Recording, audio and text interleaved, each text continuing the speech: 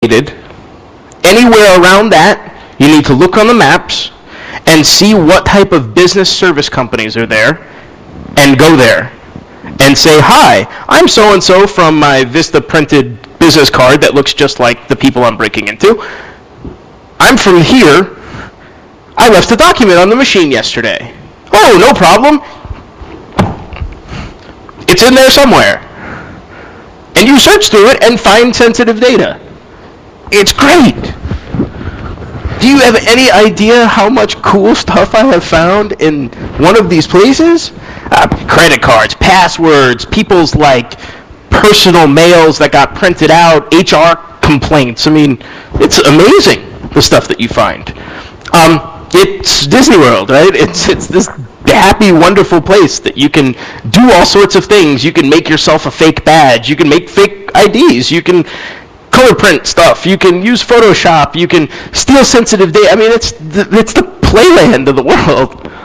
And people just ignore these things. Right? What a great time. I get to falsify 6 or 7 identities. I get to steal a bunch of sensitive data. I have all the tools around me to do it efficiently and somebody to help if something messes up. Badge forgery? Yeah, please don't put high-res pictures of your badge online because I'm going to print it and use it because that's weak. But not only when you're copying it and you're at the copy center, make it look real. Back to your intel gathering, make sure you're making it look real. Don't just do some wanky test. Spend all of the time that you can to make it as close as you can to a real attacker. Because they're paying you, or you're trying to simulate a real attacker, and a real attacker's not going to cut corners because they don't want to go to jail. Just because you don't have to go to jail doesn't mean you can be cheap and do things half-ass. Execute. Do not kill your clients. Phishing. Right? Make it relevant when you're doing phishing. Make sure it's coming from the right place. If you're using a phishing site, steal their site, like Chris was saying with wget, take their site, mock it up, make it look exactly like their site, and give them a real reason to be there. When you're searching for emails that they've put out before, copy and paste one of their emails, use it as a template, get an idea of how they message as a company, and do it exactly that way. Client-side attacks, same thing. If you're going to attack them with Adobe, make sure that they use Adobe. If you're going to attack them with Word, make sure that they have versions of Word that you can attack. Don't be sending OpenOffice to your client when they don't use it. That's silly. That will get you caught. And as an attacker, if you're acting in an attacker mindset, you won't cut those corners because you don't want to get caught, because in your attacker mindset, you don't want to go to jail, which is failing the project and not getting in. Got it? Am I wrong so far, or no? Is it okay? That's events? All right. You can call, right? You can call them and get information. You can use some of the intel that you had to use things like Spoof Card and Bluff My Call, Spoof App, and all those things that work on your phones. Spoof works on all the OSs, Windows, Nokia, Symbian, and BlackBerry. Bluff My Call works on BlackBerry and Symbian. They're great. You just take a number of someone that they talk to on Facebook all the time, and you call them from that number and give them some type of damsel in distress speech, or you say, oh, I got your number from so-and-so, and I'm calling from their phone because I need you to let me into this place because I also work there and I just ran into them at a pub, and wow, is that funny, and I forgot my badge. And I know that, they're your friend, and oh no, they're, hitting on a guy right now. USB keys. These are great ways to get in. These are great ways to root and take things. Whether you're rooting a kiosk with the iCAD USBs, whether you're rooting things using Switchblade, whether you've made your own custom packages, whether you're just trying to put something on the machine to beacon back, or whether you have OSs on it so that the computers that you go by, you don't have to take a laptop with you. You just have your OS, and start hacking from there. Travel as light as you can, because if you ditch your backpack somewhere and just run around with a USB key, you still can hack everything that you want as long as you have the right loads built. Because everywhere you break into has a ton of computers for you to hack from, and it's not hard to get into them. You can do it in person. I mean, you can break into people. You break into their head. You can extract information from them just like you would a company or a network. You can use all sorts of great techniques, right? It's an engineering method. It's a technology. It's not just playing with somebody. There's science, right? I can make you do things.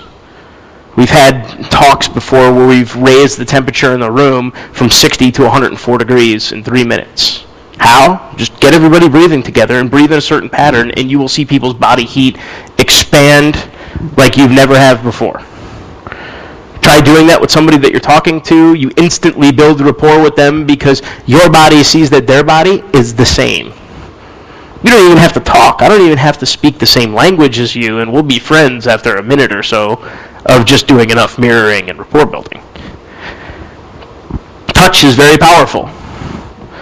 When you give somebody a handshake, you feel all sorts of neat things, which means you can use that offensively to make them feel all sorts of neat things that they may not need to feel. Right? The security guard who asks you for your badge, and you kind of give them the old buddy slap on the shoulder and make a joke, and they just let you through. That touch was part of that. How you executed it is part of it.